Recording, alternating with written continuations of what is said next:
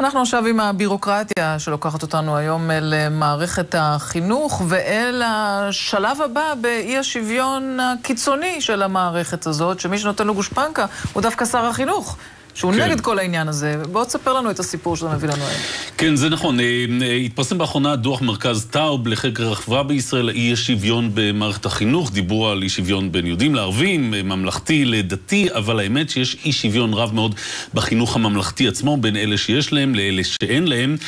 ובמיוחד מדובר על מה שבאחרונה קרה, כשמשרד החינוך אישר מה שהיה פרוץ במשך שנים, תשלומי הורים בגובה מאות שקלים בבתי הספר הייחודיים, וכך קורה שמי שיש לו, יש לו יותר על פני מי שאין לו, ומשרד החינוך לא נותן מענה לשאלה, ומה עם אלה שבאמת אין להם. הנה הסיפור.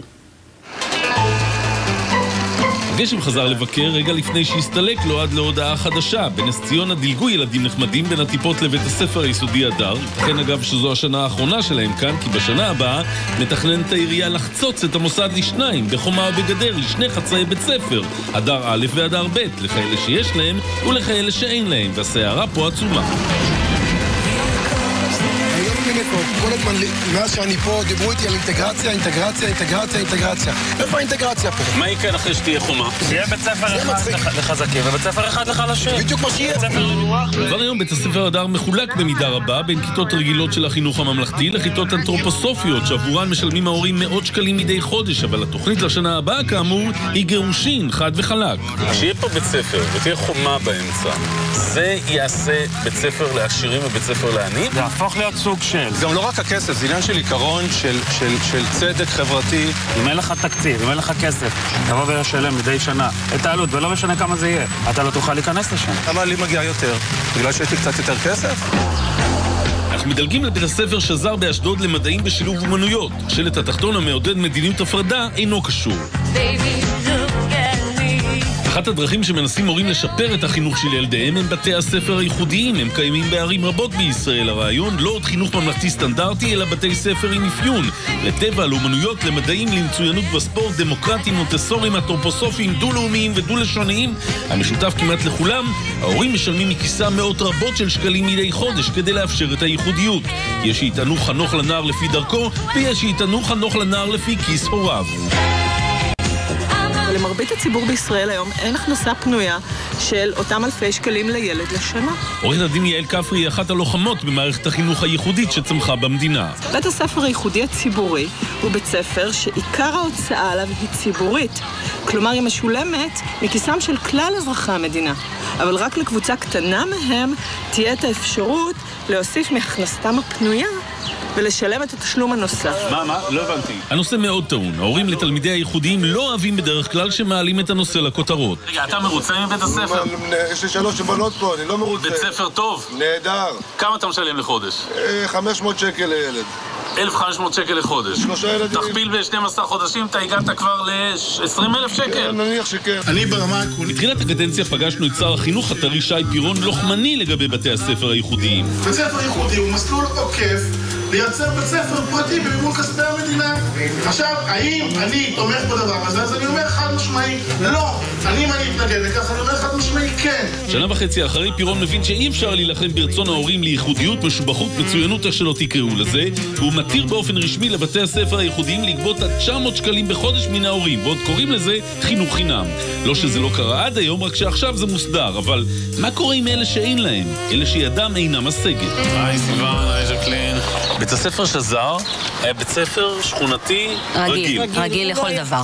לפני 7 שנים, זורי הראשון נפתחו, כל מי שבאשדוד רוצה יכול לבוא ללמוד בשזר. כן, צריך לעבור מבחנים. ו5,500 שקל לשנה. ז'קלין כאן משמאל הצליחה לממן את הבת הבכורה שלה בשזר, אבל הבן הצעיר כבר לא נותר לה כסף. סיוון מימין ירדה מנכסיה ונדרשה לדבריה להוציא את הילדה מבית הספר כשלא עמדה בתשלומים. זה ההולכה לשולל שיעשו להורים האלה. אמרו להם זה בית ספר פרטי, זה בית ספר ייחודי, זה בית ספר ככה שאין לזה שום אישור, ואנשים נערו לזה, וכל האנשים שמהרובע נדחקו.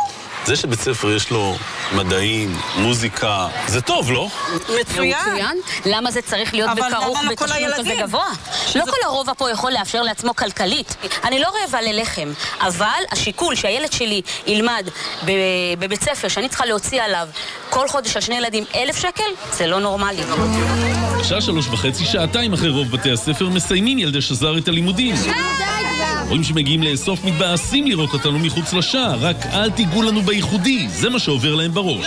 זה לא בית ספר אליטיסטי כמו שאתם מנסים להציג אותו. זה לא בית ספר אליטיסטי. ההורים מרוצים מבית הספר, זה ברור, אבל מה קורה עם מי שידו אינה משגת? מלגות הילדים שהם נזקקים. ההורים טוענים בשזר יש מלגות למי שאין לו, ואנחנו רוצים לראות את הקריטריונים למלגות. מי מקבל כמה ולמה? לא יודע. מה הזכאות? אפשר לראות את הנייר שמדבר על הזכאות שלי? אני מסתכל שכר מינימום. 4,000. איפה אני יכול לראות את הנייר הזה? אכפת לך להוציא אותו? למרות כל הרצון לראות קריטריונים לסבסוד, מתברר שאין כאלה. עיריית אשדוד סירבה להציג בפנינו מדיניות מסודרת של תמיכה במי שאין לו. מה שמחזיר אותנו לחשד שבאשדוד ייחודי זה אומר לבני המבוססים בלבד. יעל כפרי מאשימה את משרד החינוך בנושא. ללא קריטריונים לא תיווצר המחויבות. ללא קריטריונים לא נדע מי יקבל, וללא קריטריונים לא נדע כמה. לומר אמירה, הרשות המקומית תקים קרן מלגות, תתמוך ותסייע, או לא מספיק. היא לא רק לא מספיקה, ככזו, היא כאילו לא נאמרה. חזרה לנס ציונה. אם כיום בית הספר הדר מחולק לכיתות אנתרופוסופיות שההורים בהן משלמים אקסטרה לכיתות הרגילות של החינוך הממלכתי ללא עלות תוספת, דמיינו איך יראה השוויון במוסד כשחומה תחצוץ בין שתי האוכלוסיות. ילד טוב, רוצה ללכת לחינוך אנתרופוסופי או לא משנה איזה חינוך כרגע, לא יכול. אין לנו דבר נגד חינוך הפרטי, אין לנו דבר נגד החינוך האנתרופוסופי או כל זרם אלטרנטיבי אחר. אנחנו לא רוצים שזה יבוא על חשבון בית ספר שלנו. הולכים לעיריית נס ציונה, רוצים להבין כיצד פילוג והפרדה בין מי שמשלם למי שאינו משלם יביא לצמצום פערים בחינוך ולהשבחת איכות בית הספר עבור התלמידים כולם. תהיה לנו הפרדה של 2 בתי ספר נפרדים ואנחנו רוצים את זה שתהיה הפרדה. לא צריך להשפיע עליך בכלל. במינהל החינוך חושבים שההפרדה לא צריכה להפריע לאיש. זה יהיה בית ספר ובית ספר. מדלגים ללשכת ראש העיר יוסי שבו. אפילו שכולם יתנגדו יקום בית ספר אנתרופוסופי כי זה תפיסת עולם שלי. שמתעקש שחלוקת בית הספר אכן תקרה, אינו מוכן לפגוש את מתנגדי ההפרדה. אז לא במטומטמים האלה, באמת אתה לוקח 4 אנשים שנכנס להם לראש. לא מוכן לשקול את העניין בשנית. אתה מחלק בית ספר, ואתה אומר, יש בית ספר שהחינוך הוא חינם הוא פחות טוב, ויש בית ספר שהחינוך עולה 750 שקל בחודש. זה לא נכון. וזה באותו מקום. אבל זה לא נכון. אתה פשוט לא יודע מה זה אנתרופוסופי. אז מה עושים כדי להיות גם ייחודי וגם נגיש לכולם, גם כאלה שאין להם? בתל אביב למשל יש קריטריונים ברורים למתן סבסוד, גם סבסוד מלא להורים שידם אינה משגת את שכר הלימוד הגבוה. ברעננה מצאו שיטה מעניינת. שלום ארביאלסקי. היי, דוביק. כל בתי הספר פה ייחודיים, כולם, ולא לוקחים שקל מאיש. אתה לא גובה מההורים אקסטרה על שום דבר. ממש לא. כל הילדים משולבים בתוך בית הספר, שכונות יותר מבוססות, פחות מבוססות. אף אחד מהם לא נדרש לשלם יותר, ואנחנו מצליחים כתוצאה מאיגום המשאבים ושכל טוב לחבר את כולם ביחד, ואתה יוצר בית ספר מצליח מאוד. בוא ניכנס. זהו שלא צריך כסף נוסף כדי ללמוד ברעננה. העיר מעודדת את כל היסודיים להפוך למאופיינים וייחודיים, אחד לאומנות שלי למדעים ואחר לספורט. קשה למדוד את תוספת האיכות, אבל דבר אחד ברור, עקרון השוויון נשמר כאן. נגיד אני קבוצה של הורים ואני אומר לך זה... Here's to being a grown-up. Grow up. It's time for a different cola. Schweppes 22 Cola. עם כחצי מכמות הסוכר וללא ממתיקים מלאכותיים. Schweppes. Drink different. כי אנחנו נשים 1,000-2,000 שקל בחודש אקסטרה, רק תבנה לנו בית ספר לאסטרונאוטיקה. אתה מסכים? ממש לא.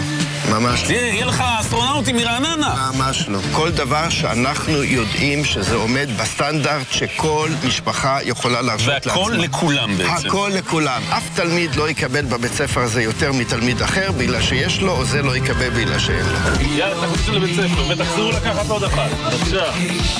אנחנו חושבים שייחודיים זה בסדר, אבל זה לא בסדר למנוע אותם ממי שידו אינה משגת. אנחנו חושבים שמשרד החינוך חייב לממן סבסוד להורים שלא יכולים לשלם את שכר לימוד הנוסף בייחודיים. אנחנו חושבים שזה לא בסדר לקחת בית ספר אחד ולחלק אותו לשניים. אנחנו חושבים שהפרדה זה ממש לא טוב לצמצום פערים בין מי שיש לו ומי שאין לו. וקוראים לעיריית נס ציונה לשקול שנית את הקמת גדר ההפרדה בבית הספר הדר.